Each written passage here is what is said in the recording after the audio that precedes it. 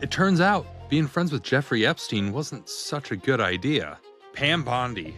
Oh my gosh. Have you ever had to put your dog down? It's fucking horrible. My name is Marty Skovlin Jr., and this is the Marty Party. Let's get this party started. It's the Marty Party. Okay, everybody, it's been a minute. I'm a little bit late getting out this latest episode. I think this is episode number 6 of the Marty Party. If this is the first one you're seeing, if you're joining for the first time, welcome to the show. If you're a repeat listener, I appreciate you. Thanks for coming back. I'm glad I haven't pissed you off one way or the other too much yet. And you'll notice too, the last couple episodes I've had my glasses on, which is a huge insecurity for me. Those glasses I've been wearing in previous episodes are actually the glasses that I was issued when I was 19 years old in the Army when I got to my first duty station. They're not the birth control glasses that they give you in basic training. I don't know where those are at to this day. I probably got rid of them at some point, but these are the ones when you get to your first duty station, they let you pick a more normal looking pair, but they're still not exactly great. And as you might imagine, the prescription is pretty out of date at this point, literally 20 years later. So that's how long I've had those glasses. I hate how I look in them. I'm a contacts guy. I'm past the point where I can go get PRK or something like that done. I should have done that when I was younger, and I kept putting it off. And here I am, having to deal with the occasional drought of contacts that happens from time to time when my prescription expires. I need to go make an appointment and get all this other stuff done. Anyway, I've already talked way too much about my optical situation. This is not why you clicked on this video or clicked download on Spotify. So why don't we just go ahead and get right into some news? Now, there's a lot going on in the news out there. Of course, I see the buildup that's happening in Iran or near Iran. Of course, we continue to see all of the noise around ICE and Border Patrol operations around the country sort of die down all of a sudden. And the thing that I'm going to cover today is, again, talking about the Epstein file release. Now, the last episode, we talked about kind of what's in the files, what's not in the files. I tried my best to separate fact from fiction. So in this episode, I want to now talk about some of the fallout that has happened since that most recent document dump. And we'll do this sort of by the date, give you as much information as I can here. I'm doing my best to be unbiased in this situation. I think that what everybody has seen come out of these Epstein files is that there is nobody of any political persuasion that is completely clean in this matter. So this isn't pointing at one side or the other on any political party or political persuasion. This is more of Jeffrey Epstein was clearly a terrible person who ran a terrible, I don't know what else to call it besides a sexual exploitation ring that seemed to revolve around minors, particularly, not just minors, but also young women, and involved many of the most powerful people in the world. At minimum, the most powerful people in the world had a relationship of some variety with Jeffrey Epstein to where they were communicating with him. We've seen that much out of the files, and they come from all political persuasions. Again, we covered that the last episode. So getting into this now, what has happened since that document release? Well, notably, no co-conspirators have been brought up on charges or anything like that. There's been no sort of judicial action taken against more people since this document release. And but there has been some social repercussions for, again, maybe it wasn't such a good idea to be friends or more with a guy like Jeffrey Epstein. So let's start on February 16th and 17th, 2026. Thomas J. Pritzker of Hyatt Hotels announced his immediate retirement as the executive chairman of Hyatt Hotels following revelations in the new Epstein files showing his correspondence with Epstein and Ghislaine Maxwell. He also indicated he won't seek re-election to the Hyatt board in May 2026. Not surprising. Then on February 13th, 2026, just a few days before, we had Catherine Rumler from Goldman Sachs. We talked about her on the last episode. She is the former White House counsel and Goldman Sachs chief legal officer and general counsel. She resigned after the files included communications and gifts from Epstein. Whoa. Her resignation was widely reported following intense media coverage. Yeah, kind of a big deal if your chief legal counsel was bros with Jeffrey Epstein. Around mid-February 2026, the Sultan Ahmed bin Sulayem, I can't pronounce that name, Sulayem, born and raised in South Dakota. I cannot pronounce foreign words all that well. He was the chairman and CEO of global ports operator DP World. He resigned after documents showed email exchanges and interactions with Epstein. Now, DP World also announced new leadership following his departure. On February 8th, 2026, Howard Lutnick, the U.S. Secretary of Commerce, faced lawmakers, including Representative Thomas Massie and others on both sides of the aisle, publicly called for Howard Lutnick's resignation as the Secretary of Commerce after the files showed his 2012 interaction with Epstein. Again, we talked about him and what his relationship was like and some of the things that he said that weren't exactly true. Though he has not resigned and the White House has defended his position. So that's something to keep an eye on. David A. Ross from the School of Visual Arts on February 3rd, 2026. He resigned from his position as chair of the School of Visual Arts after his name and communications appeared in the released documents. All right. And then another person from last episode, Peter Attia. Lots of you are familiar with him. He faced, because he is such a public figure, big on social media, big in a varieties of medias, New York Times bestseller, all these things. He was definitely somebody that came up a lot on social media after his communications with Epstein were discovered in the files. On February 2nd, 2026, he resigned from his role as chief science officer of a wellness brand, and media outlets pulled past segments featuring him following the release of documents showing email exchanges with Epstein. And some of those email exchanges were not very flattering of Dr. Attia.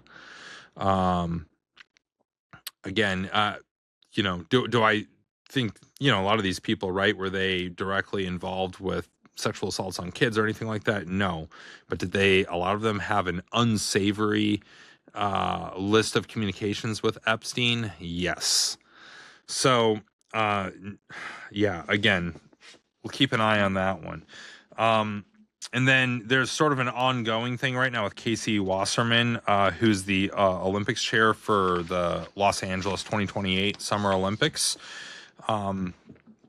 He has faced official calls to resign as the chair of the Olympic and Paralympic Games organizing committee by multiple public officials, including Los Angeles Mayor Karen Bass, following revelations in the Epstein files. He has denied wrongdoing and remains in his role, but also announced plans to sell his agency amid reputational pressure. Yep, that's one way to put it. Reputational pressure. All right, and then there's lots of other things going on around the world, lots more names that I can't pronounce, but there's various international figures, particularly in Europe, who've been facing calls for resignations, investigations, and scrutiny related to the files release.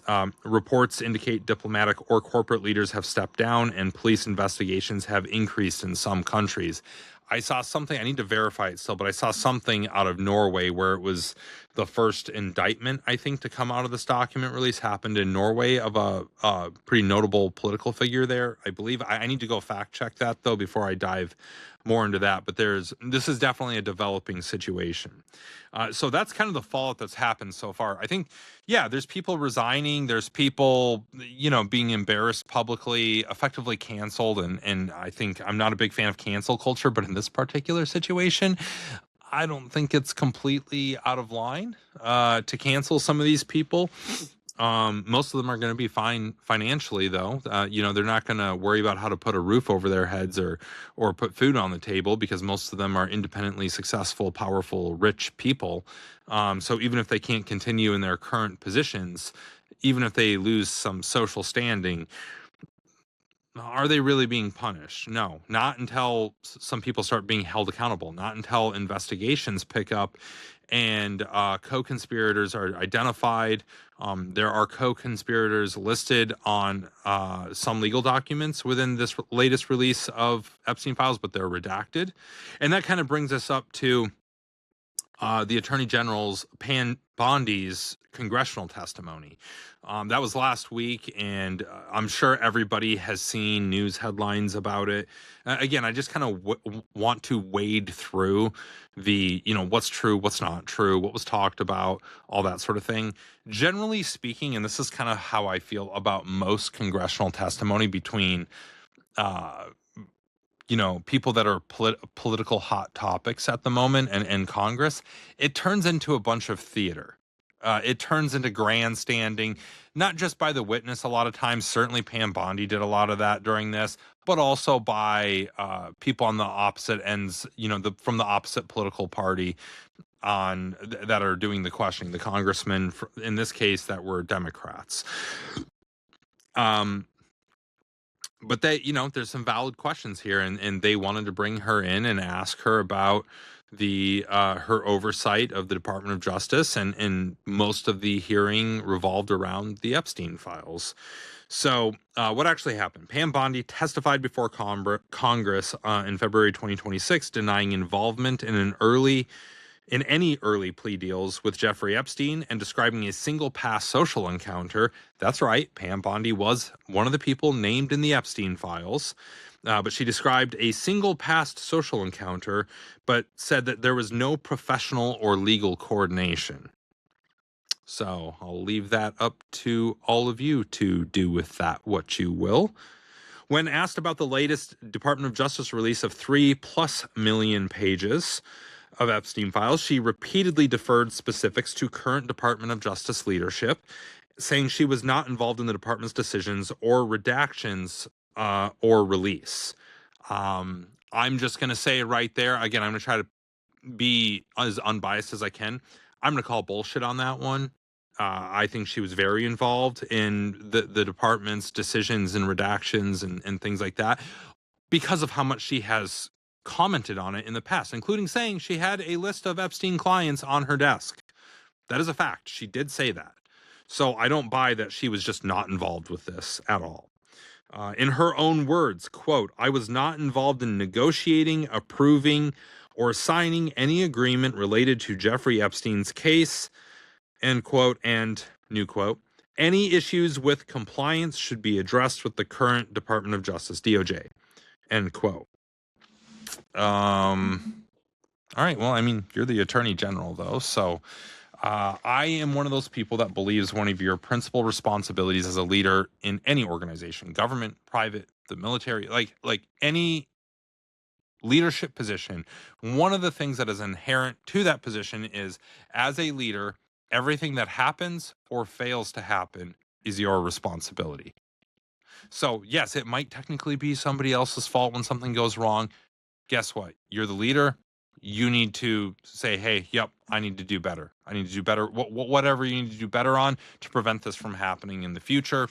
And typically, on the flip side of the coin, when there are successes, when there are wins, you are always gracious and defer to your team, the people that are working for you or report to you, whatever. You defer to them and say, like, hey, they did some great work here. I just did my best to, pitch in where I could. You're modest. That's what I think a good leader is: a modest, selfless servant of their team and a strategic thinker who can move organizations forward while not trying to take the claim for doing so, right? But we'll always take responsibility when things go wrong. That's what I think a leader should do. So Pam Bondi kind of just kicking the ball to DOJ and this other stuff, it makes me think less of her as a leader, to be completely transparent with you. I'm sure she's a perfectly wonderful person. If I were to meet her right now and shake hands and all that sort of stuff, I'm sure she's a perfectly nice person. But based off of some of those comments, I do think a little bit less of her as a leader. All right. So her quote, specifically to her past social interactions with Epstein, and all these showed up in the email exchanges and calendars, so you can go look at these yourself. What she said was, quote, "I met Jeffrey Epstein one time years ago at an event. I did not have any professional relationship with him. I did not work with him, and I had no authority over the matter." End quote.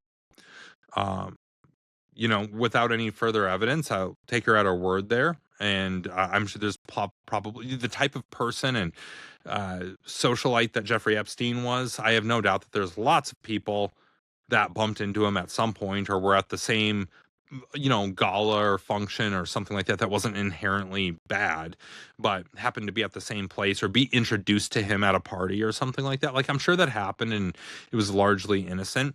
It's, what we have to pay attention to is people that continued to interact with him, and maybe upon for most of this of Jeffrey Epstein's wrongdoing, Google was a thing, and you could easily, like Joe Rogan did, Google Jeffrey Epstein, be like, oh man, this guy's a convicted sex offender, I don't want anything to do with this, I don't want to touch this with a 10-foot stick.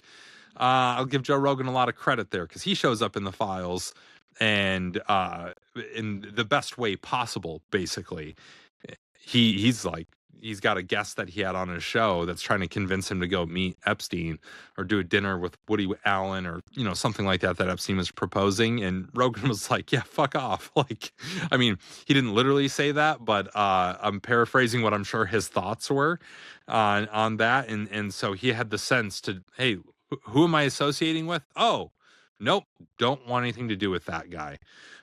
So back to Pam Bondi, though, she says that she met him at an event. She was a prominent figure in Florida for a long time. Epstein, all of that being in that vicinity. I'm sure that they were introduced at some point. So, again, I leave that up to everybody here to kind of make of that what you will. There's what happens in the court of law, and then there's what happens in the court of public opinion. And everybody's going to have to make their own judgments on what they think of the people, one way or the other, who are mentioned as having a relationship with Epstein of any variety. Now,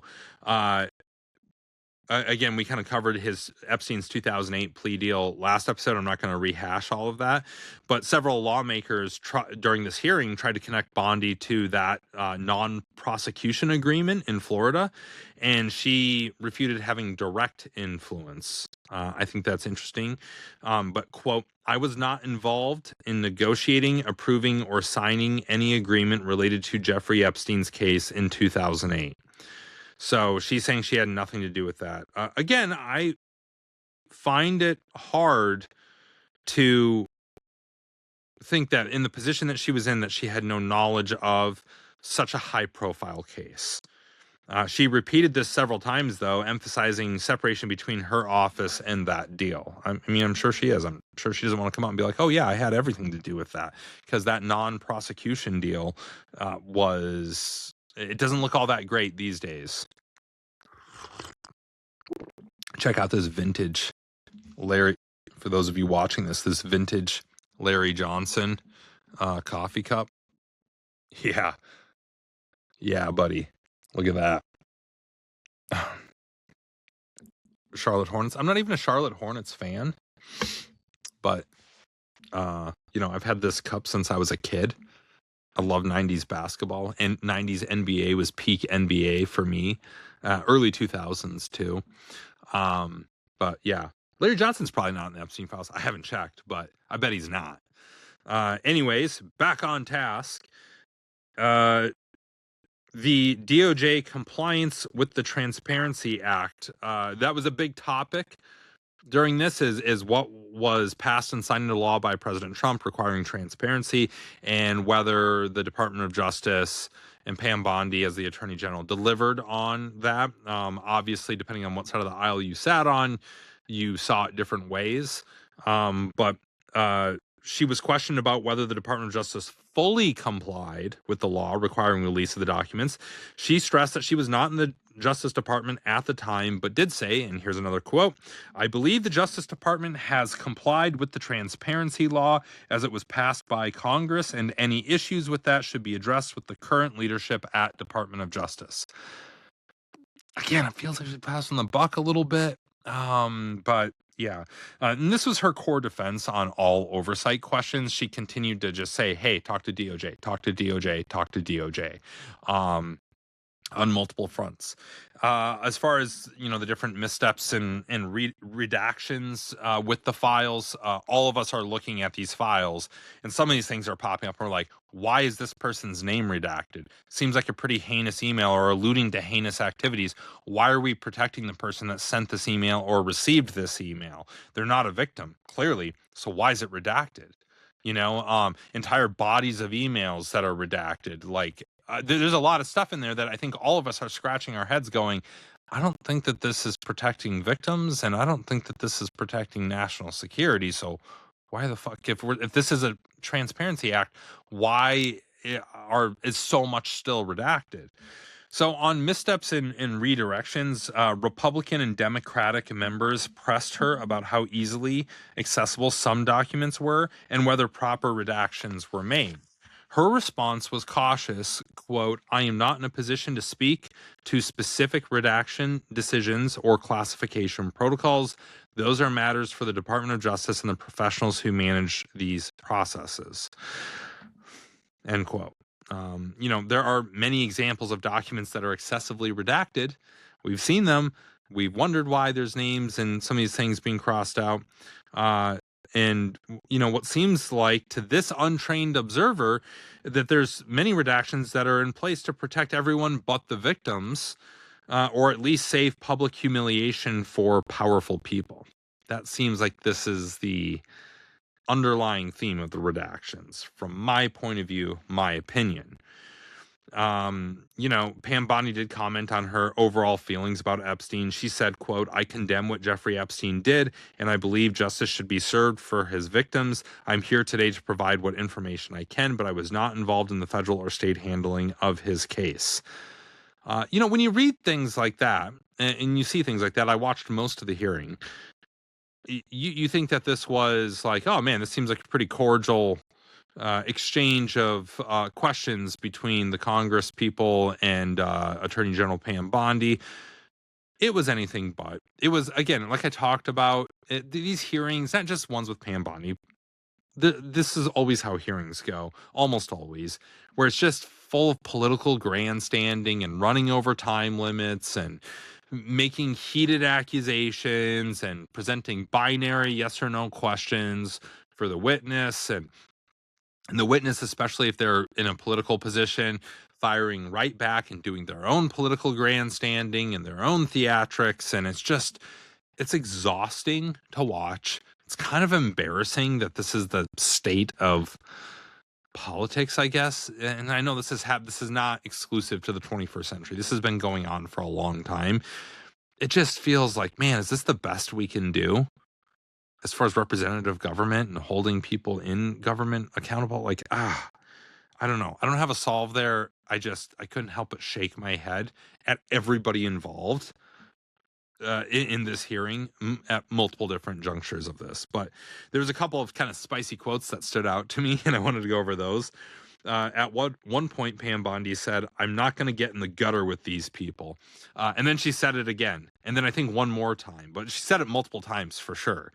And it was over basically Democrat representatives questioning her, and usually in a heated thing, and her being like, "I'm not going to get in the gutter with these people." Like, whoa. There was at one point she was answering a question, and a lot of her responses were sort of campaigning for or defending President Donald Trump, which felt a little bit weird. You'd think that because of how much Donald Trump has been mentioned in the files that you'd not want to bring him up in a in a hearing like this, but she even took it so far as to talk about what the economy is doing. She said, quote, the Dow is over 50,000. And then she continued on about what the S&P 500 is at, and how Americans 401k savings are all up, and why are we even talking about this? And there's so many great victories that have happened. And it's like, yeah, two things can be true. Stock market can be doing well. Also, there's a lot of pretty big warning signs about the economy that are happening right now that we should pay attention to. And there's things that need to straight up be fixed, like the fact that we still don't really have a good resolution to this entire Epstein saga. So, for the attorney, you want to talk about something that the attorney general doesn't have oversight over: the fucking economy, the Dow. The Dow Jones, the S&P 500, she doesn't have any accountability over that. Why is she bringing it up? On all these other questions, she's saying, I don't have any purview of that, or I don't have oversight of that, or that's what the DOJ, which reports to her, is in charge of that. But she's a subject matter expert on the economy. I don't know. Felt a little bit weird to bring that up, given the topic and severity of this hearing. And then there was, at one point, they were talking about the unredacting certain documents, and Representative Moskowitz wanted, he was holding up like very specific pages of the files and saying, like, why are these redacted, and will you commit to unredacting these? And I'm not gonna lie, some of them I'm like, yeah, I don't see why that's redacted. Pam Bondi basically told him that those were privileged documents. I don't know why. One of them in particular was literally between Epstein and Maxwell, so I don't know how that's privileged. But she went so far as to say to Moskowitz, quote, you're about as good of a lawyer today as you were when you tried to impeach President Trump in 2016. Have you apologized for that? Whew. That's about how this thing went. A lot of back and forth that was not particularly productive. But yeah, what are you going to do? We'll continue to follow it. I'm sure there's going to be continued fallout over these Epstein documents. I don't think this topic is going away, nor do I think it should. I think that the government has a lot to answer for, and a lot of powerful people have a lot to answer for regarding these Epstein documents. And I just don't buy that it was just two people, Epstein and Maxwell, doing this. We've seen enough of the documents to know there was some pretty heinous shit going on. So, I'm going to keep talking about this and keep bringing it up. And yeah, by the way, this was brought up during the hearing too, of like, why weren't any of you talking about this during when Biden was president? Well, a bunch of us were.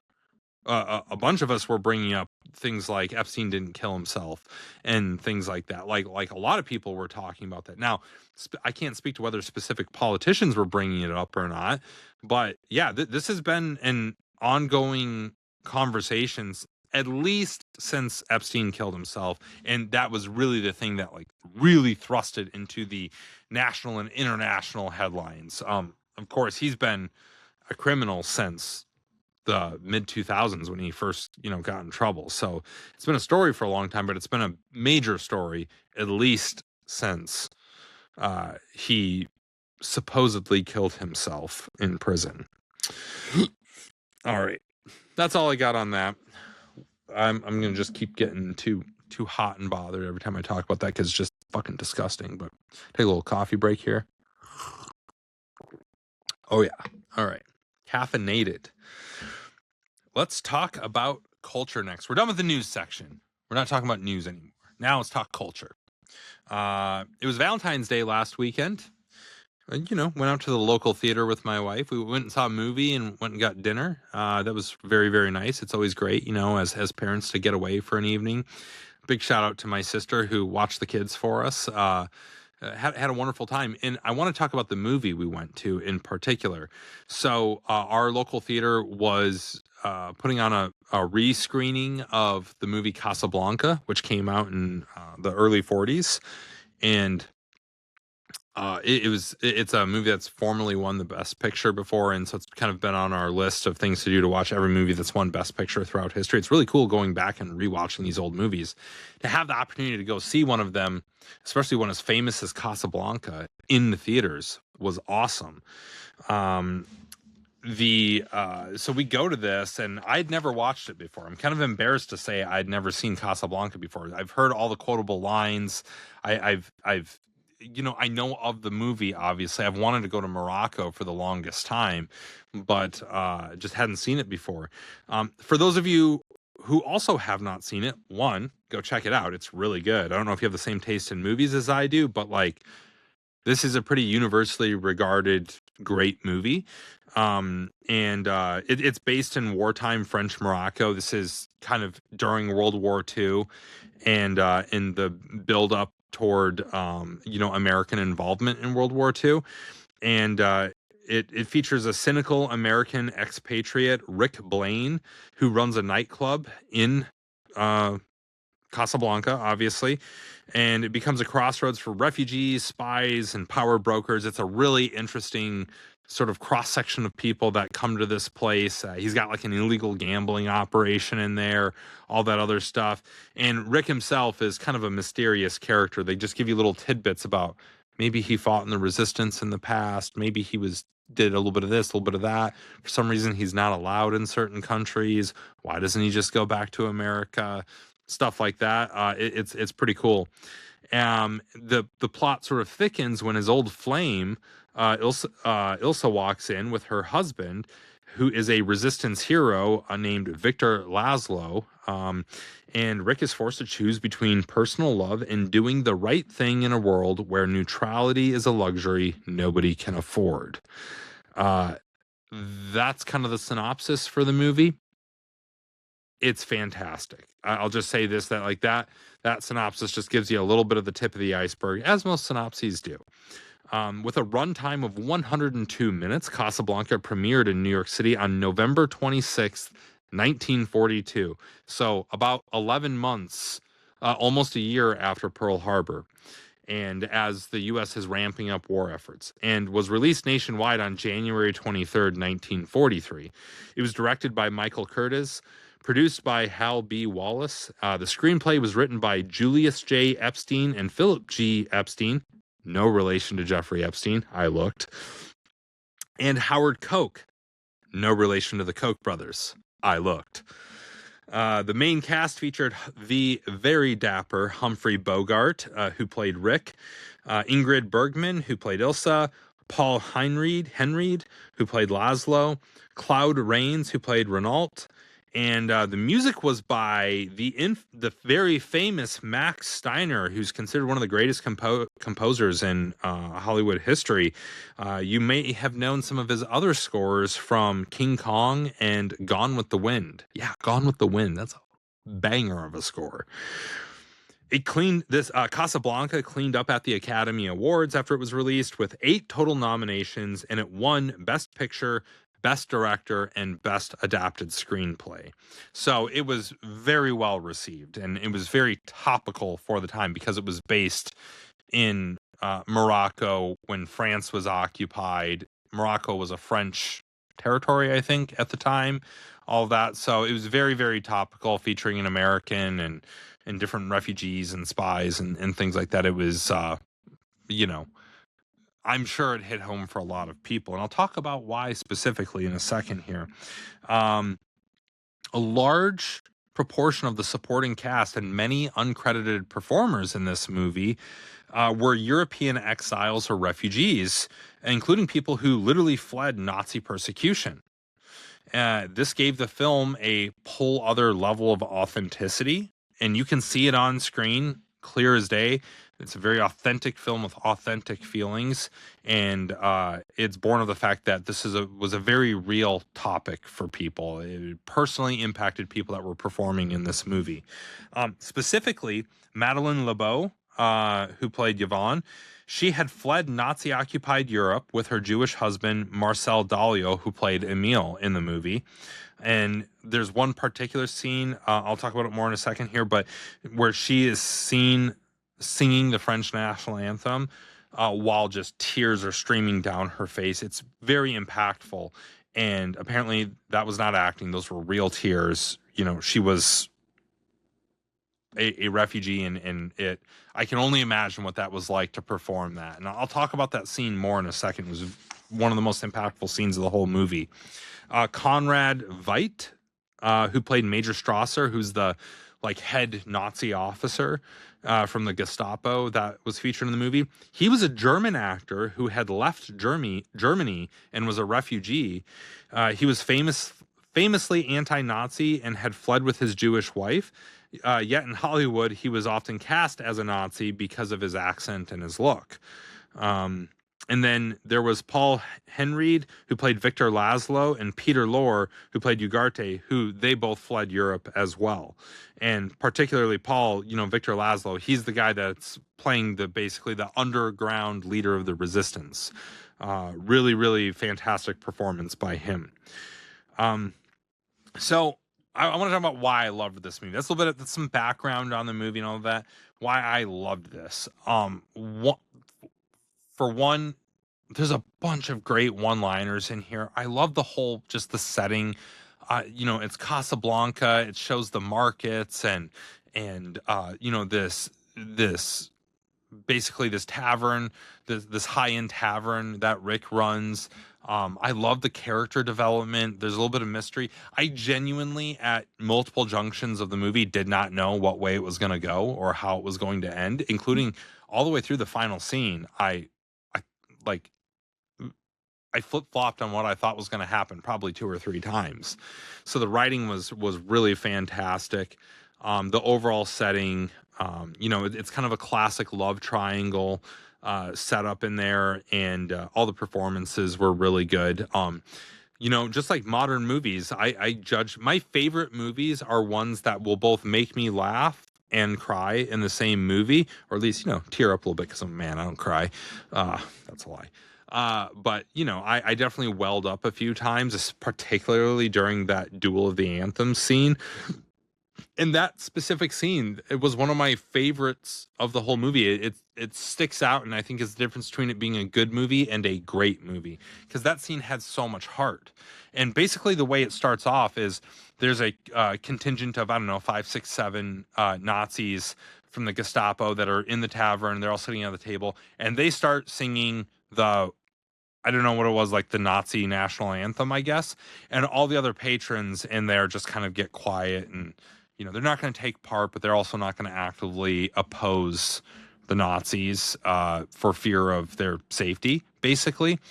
And then Victor Laszlo goes up to the band, because he's the leader of the resistance, and they're actively trying to capture this guy. He's already escaped. His character has already escaped a concentration camp and all sorts of different things. And they know who he is. Well, he gets up as they're sitting there singing the Nazi anthem or whatever, and tells the band to start playing the French national anthem.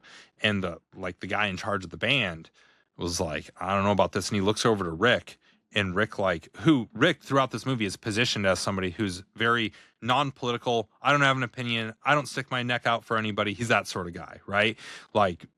He's not rooting for either side. He doesn't want anything to do with it. He just wants to have his drinks and run his bar, right? But something had happened up to this point to where Rick kind of gave the nod to the band member of, yeah, go ahead. And they start playing the French national anthem.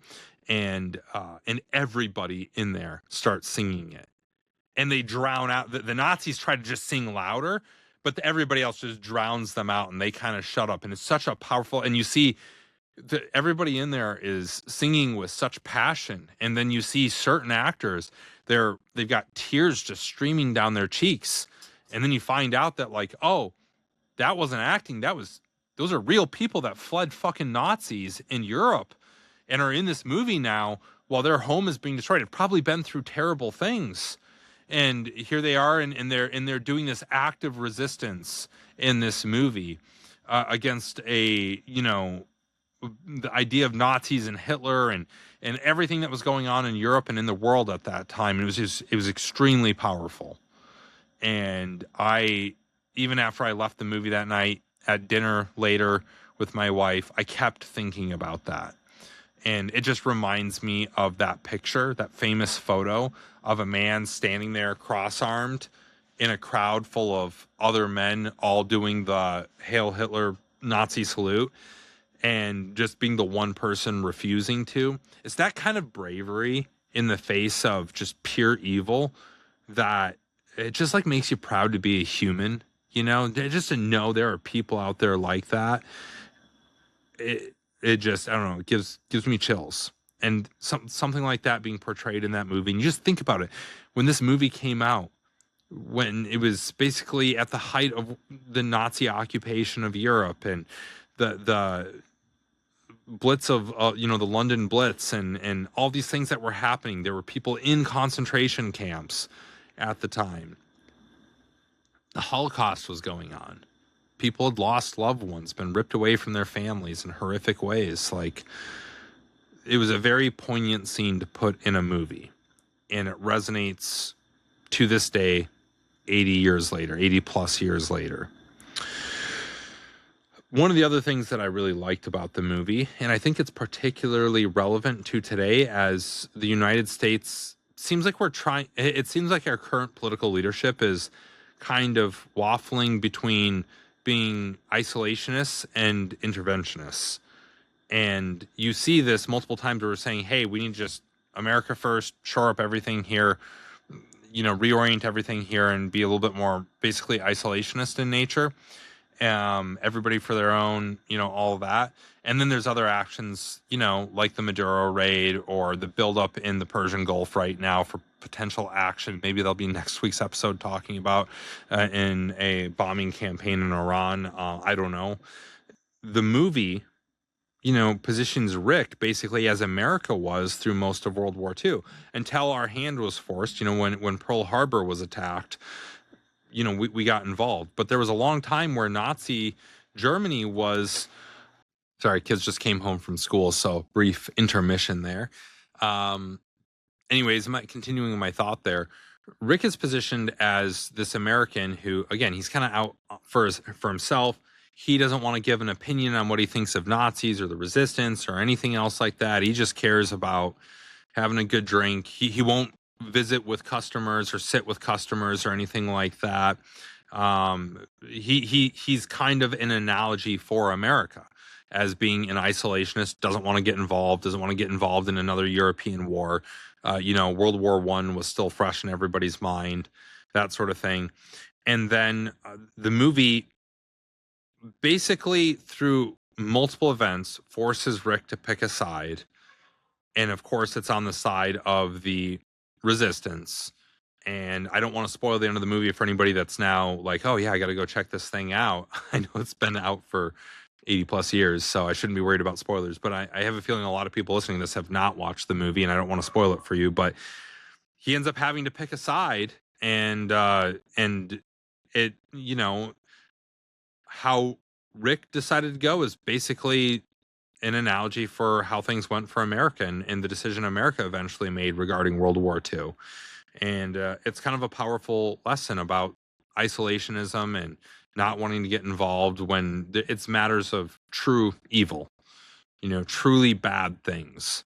And, it's, what's that quote out there? This isn't the quote of the day. I didn't write it down. I'm not prepared with it. But, there's something to the effect of all it takes for evil to spread is good men doing nothing. I probably butchered that. But I think everybody probably knows what I'm referring to. But that's kind of what's going on. And, as it pertains to modern day, we've got the GWOT fresh in our minds, just like those people back then had World War I fresh on the mind, not wanting to get involved in foreign things. But when it comes to matters of true evil, I'm not going to be horribly mad if we get involved, especially not in a, all out ground war or anything like that, but maybe we help a resistance through covert action or special forces or a targeted raid, like when we took out Maduro, maybe a bombing campaign in Iran that helps the resistance in Iran overthrow a tyrannical theocratic regime there. I'm not going to be too upset about that. And I don't know, it's an interesting thing to think about. And I think you can care about America and want our political leaders to stay focused here at home, because certainly we've got a lot of things that need to be addressed. We talk about it a lot on this podcast, but we can't turn a complete blind eye toward the rest of the world in doing so. So yeah, I don't know. Overall, Casablanca, Great movie. Go check it out. Generally speaking, I've been on this binge of watching old movies lately, from back from the 20s, 30s, 40s. There's some great stuff out there. Don't let the black and white fool you. There are some fantastic movies to watch from that era, and they totally hold up to this day. So don't be fooled by the lack of a fancy camera or, modern storytelling. There were some great stories told back then. Casablanca is definitely one of them. Getting to the quote of the week, and as usual, it leads kind of into my life stuff that I want to talk about. But the quote this week is from Chuck Palahniuk, who wrote Fight Club, as well as many other books. He's a great American novelist. He wrote in Fight Club, quote, "Only after disaster can we be resurrected. It's only after you've lost everything that you're free to do anything. Nothing is static. Everything is evolving. Everything is falling apart." That quote really hits home for me right now because I've had, I don't want to go into every little detail and all that, but I've had a pretty bad run of luck. Just a bad series of events for about the last 7 months now. And it's been capped off recently with having to put my dog down, my dog of 16 years, almost 16 years. And it just felt like just the latest thing in a horrible series of events that has had me in, at varying times, not in the best place mentally, because it's hard to go through this stuff. It's hard to go through some of these runs and sometimes the times are really good. Sometimes they're really bad. I'm in one of these bad stretches right now. And to lose my dog on top of that, like, she was getting older, right? She was almost 16 years old. So I knew it wasn't far off. I didn't think we were going to get another Christmas with her after last Christmas.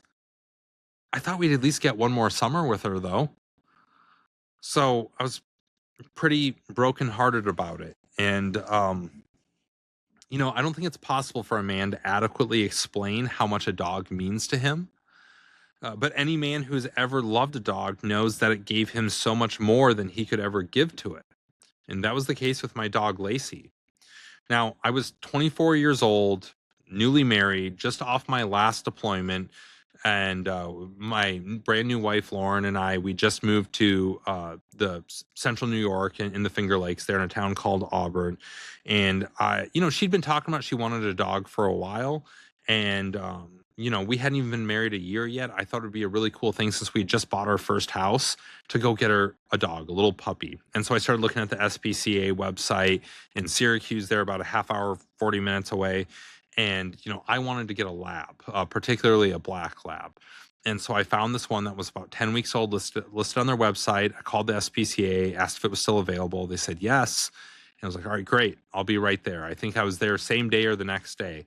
And I go and to go see about this dog, and I'll never forget walking into the kennels in the SPCA there, and all the dogs kind of whining and barking a little bit. And the volunteer at the SPCA there went over to go unlock the crate that my future dog Lacie was in, and she comes, this little puppy, this little black, looks like a black lab, 10 weeks old, comes running out, and as she's let out, every dog in that place just explodes barking, and I don't know if it was like jealousy or what, but it scared the daylights out of her, and she just immediately ran to me, I think looking for safety. And I picked her up and like kind of held her like this, just arms around her, and she just immediately started licking me. And I was like, yep, this is the one. Like, I'm not leaving without this dog, and we did the long drive back to Auburn. Not long, 30, 35 minutes, something like that. And, I hadn't, like I said, it was a surprise for my wife. And I, the whole way home, I was excited about this and couldn't believe I had a dog. And she was curled up on the seat, on the passenger seat with me. I was in the driver's seat. She was in the passenger seat. She was curled up over there. I kept my hand on her the whole time just to keep her nice and calm and everything. And I think that was a real bonding moment for us. And, I think it was probably on that ride home that I decided to name her Lacie. And that was after my first dog when I was a little boy, who apparently ran away. I don't know if the dog actually ran away or that was my parents saying that they had to give the dog away or something like that. But I had a little yellow lab back then named Lacie, and I always wanted a dog too. And so now that I had one, I was like, I'm going to name her after that. My original dog that I didn't get to have for very long.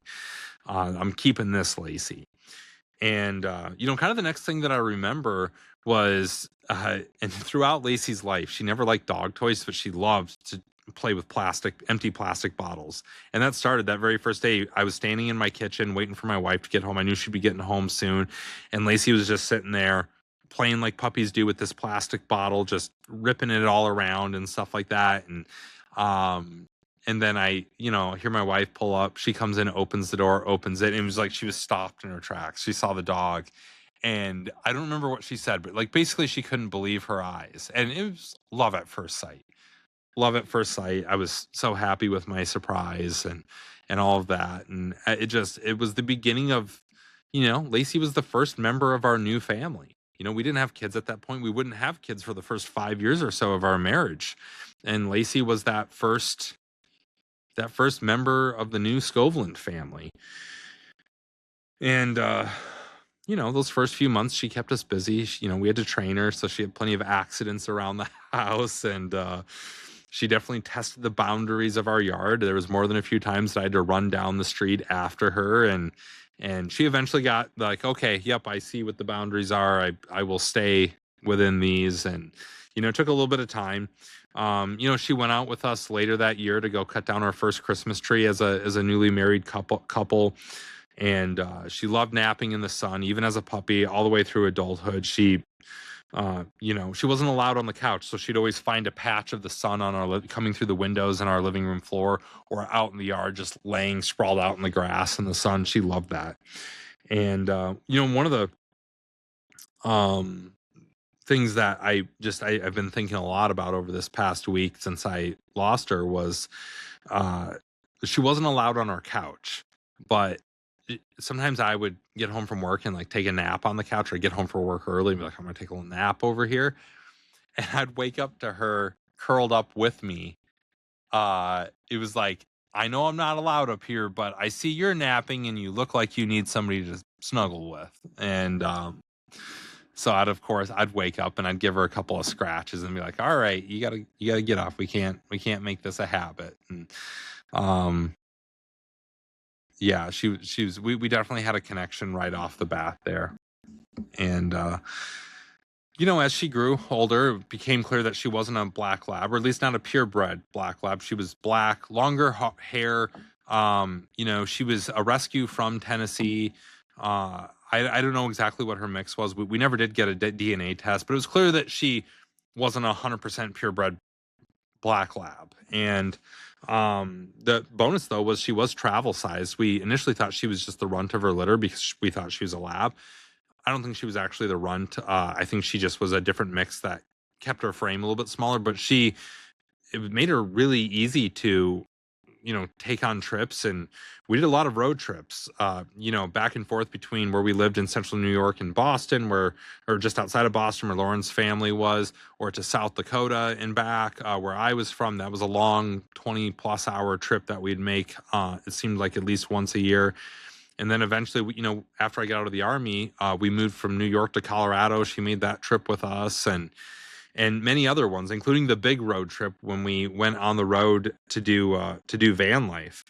And before that, while we were living in Colorado, we did welcome our first daughter into the world. My daughter gave birth to my oldest daughter, Lydia, in 2014, and Lacie, right off the bat, was like a real life Nana from Peter Pan, if you remember the dog from the Peter Pan movie. And just very protective over our young baby, as well as Lauren, my wife, especially while she was pregnant. She was very protective of her. And it made me feel really good, especially when I had to leave on trips for work and things like that. It was, I know it provided my wife a lot of comfort, and it provided me comfort knowing that there was a dog there looking out for my wife. I never expected the worst or anything like that, but that dog was very protective. And, you know, the interesting thing about her was the fact that she hated other dogs, generally speaking. There's only a few dogs she ever got along with. Man, she loved people. She was great with not just our kids, but anybody's kids. She was great with other people. She always wanted, when we take her for walks or out in public, she just wanted to go say hi to people. Like she was such a friendly dog. Again, didn't particularly care. I think she was an alpha, so she didn't care for any other dogs challenging her authority or anything like that. Only a few dogs that she ever got along with, but it was really cool to see how she interacted with people and how protective she was of our family and great she was with us. When we took off on our year-long van trip, though, it was me, my wife, our 1-year-old daughter, and Lacie. She's got to be one of the few dogs out there that has 44 United States under her belt. We weren't able to finish all 50, but she got to 44 of them. And, it's kind of cool to think about how this dog, she has shit in the grass outside of Walmarts that we would stay in the parking lot overnight. That we had to do that all over the South, particularly in Florida, where they have some strict overnight rules and things like that.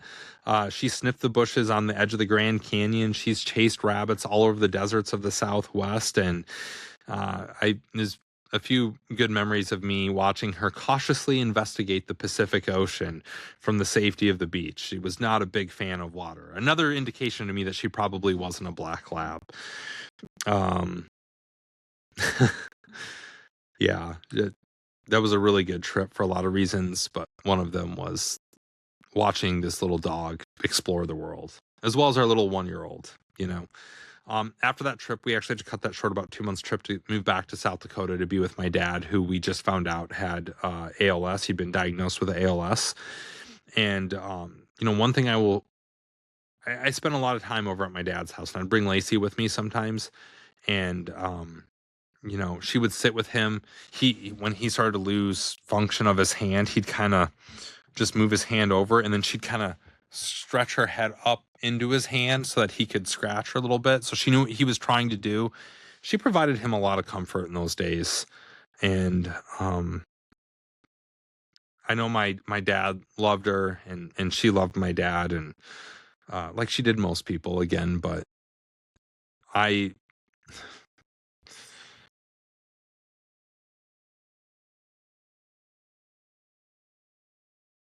for that, I will be forever grateful to her.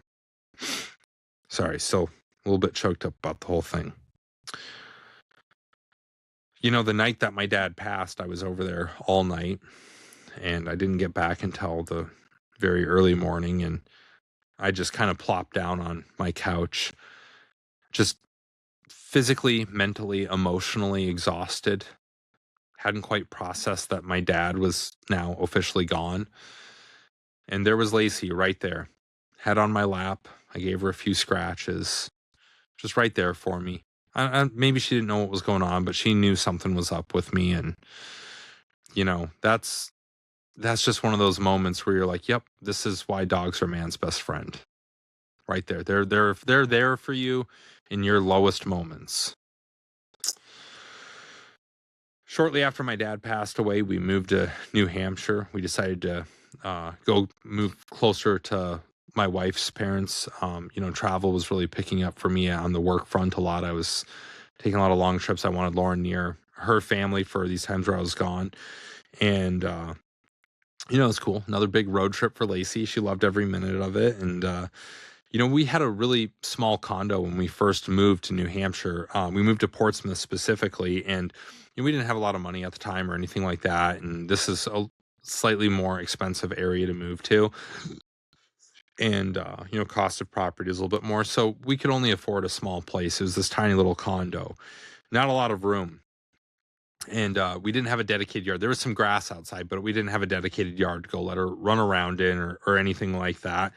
And it was kind of the first time in her life that she didn't have her own yard to go sprint circles in and lay out in the sun in. And I mean, we just let her be outside all day for most of her life. And so now she was kind of stuck in this condo, and it, it was tight for all of us, obviously, but at least I guess when I look at the time, it was a fresh start for all of us. My dad had just passed, and I just started a new job, and all these things. It was a fresh start, tight quarters, but we grew as a family. And Lacie was, again, just so important for providing comfort to my wife when I'd be gone for a week, 2 weeks, 3 weeks, sometimes to really dangerous places around the world.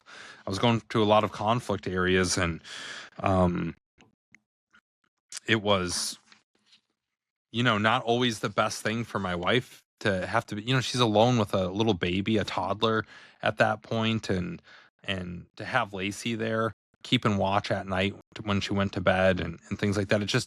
She provided a lot of comfort and a little bit of security there when I was gone and out of town. And that made me sleep a little bit better at night. It wasn't just my kids she looked after, though. I remember one particular time that my little 4-year-old niece was outside playing with my daughter and I think a few of the other kids. And she decided to, she was going to go walk to the park by herself. The park was not across the street, it was a few blocks away. Definitely not in no place or distance that a 4-year-old should be going on their own. But she decided she was going to go to the park and kind of took off. Well, we were alerted to this because we started to hear my daughter start crying hysterically. And we come out and we're like, what's wrong? And, my daughter Lydia is, she's about 4 years old too at this time. And she's just crying. And we look down the street and we see my niece trying to walk down the street, further down the block. But there's Lacie that's running in front of her and blocking her from walking on the sidewalk, trying to get her to stop because Lacie knew she was doing something she shouldn't do. And so it's pretty cool to see that, that dog saved what could have been a really scary situation for everybody involved that day. If she wasn't there, if Lacie wasn't there or didn't care to go stop my niece from walking away, she may have gotten lost. We may have had a hard time finding her. It could have been a really bad situation. And Lacie saved all of that. We eventually welcomed our second daughter into the world, and Lacie was again there to be the nana and help out. And she's also very judgy of our parenting skills at times. There'd be times when the baby was crying, and Lacie would look at us like, "What, are you not going to do anything? You didn't do anything about this?" It's kind of funny to see. She was both of my daughter's first best friend. She was the only dog until very recently, until we got our new puppy, that they had ever known. Lacie was there when they were born, and that was their first friend as a little toddler, as a baby, petting the dog, and especially my older daughter, becoming a young lady at this point. This was her best friend. This was her first best friend. And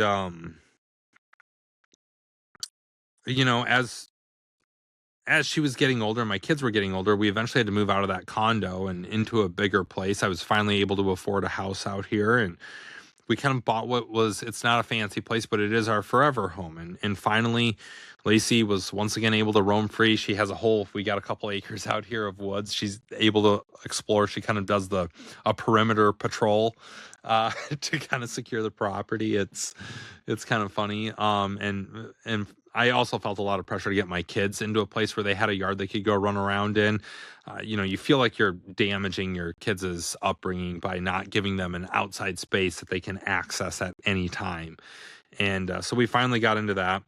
And, it was not too long later, that was 2 years ago. And then last summer, we started to notice, Lacie was 14, 15 years old. We knew she was getting older, and I had it in my head that as she started to slow down that, I should go get a puppy before the time comes that she needs to pass on. And, because I don't want my kids or anybody to feel like we were replacing Lacie.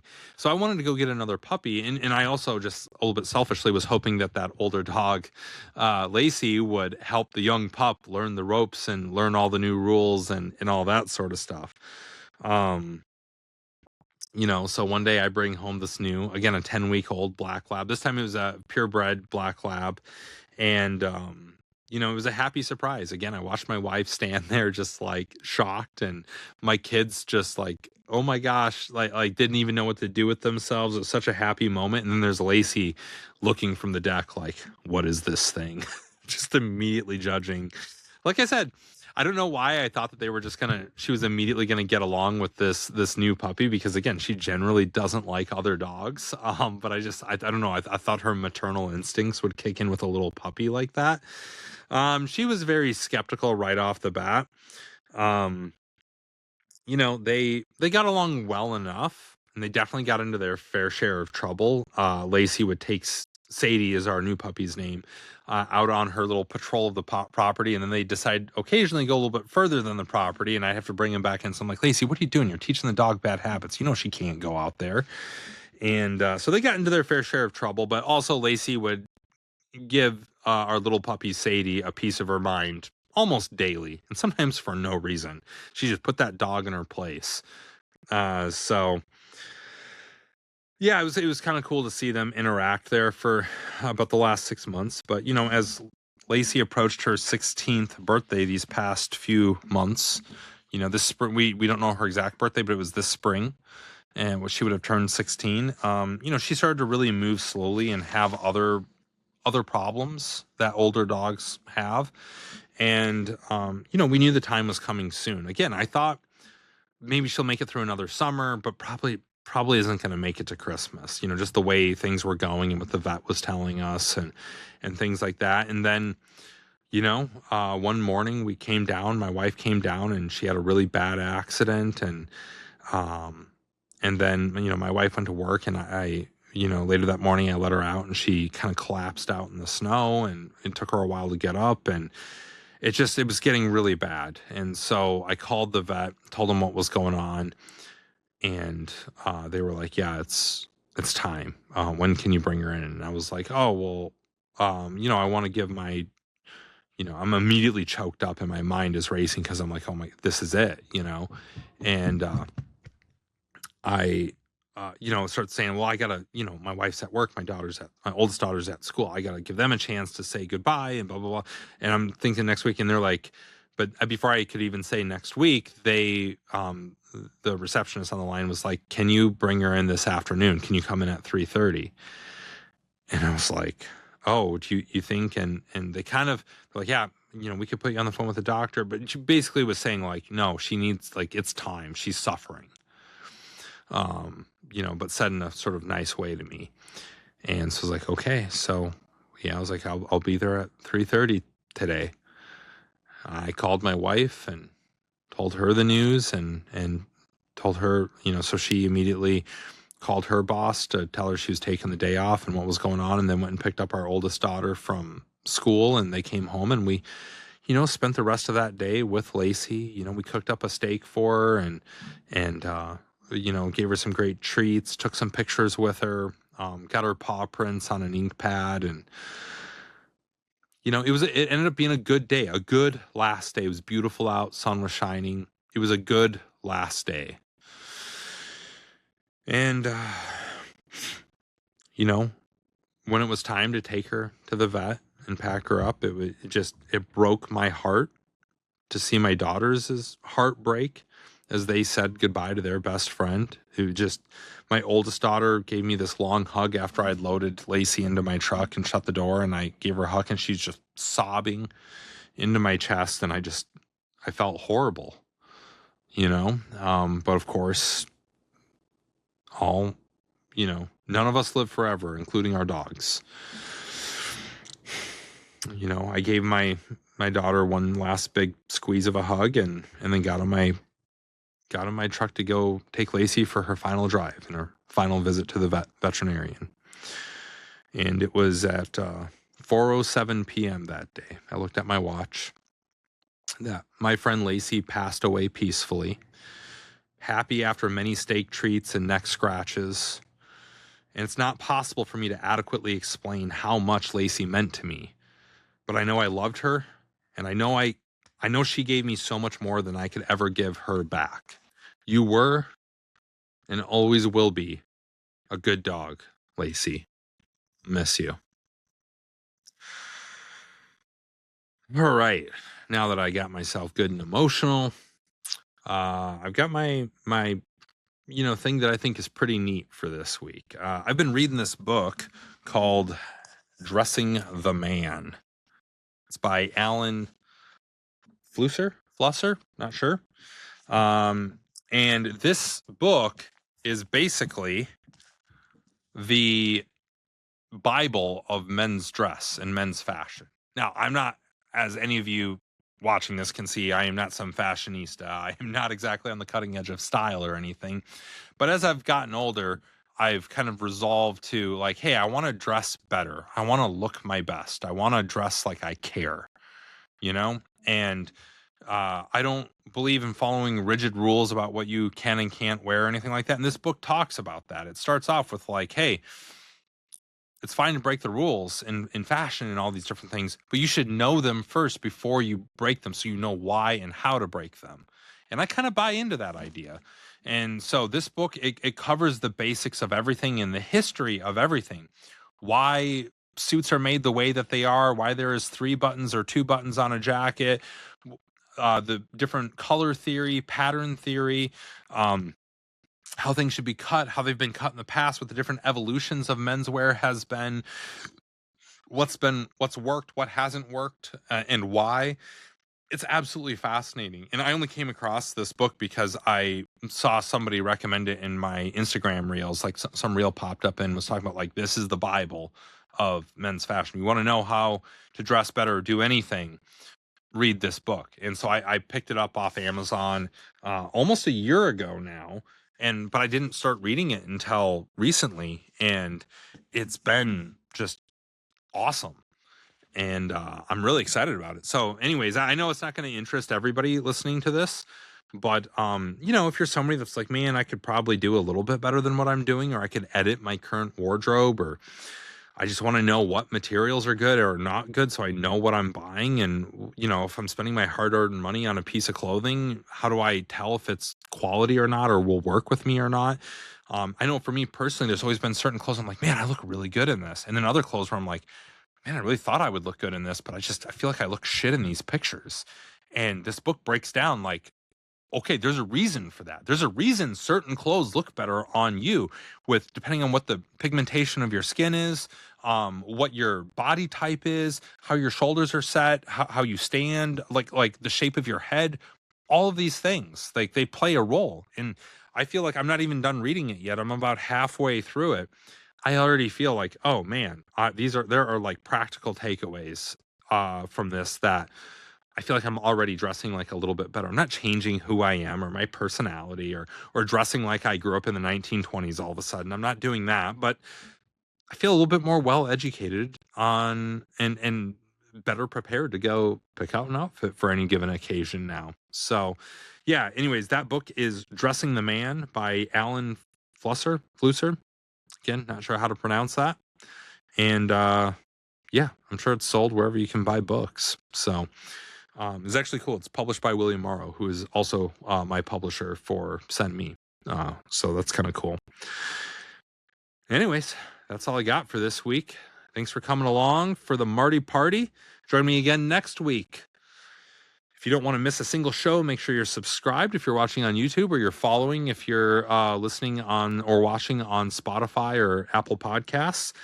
And I have a great time doing these, and let me know in the comments section if there's other topics you want to see me cover or things that you think I got wrong. I know I don't get everything right, and I look forward to the conversation. Well, see you later. It's a Marty Party. It's a Marty Party.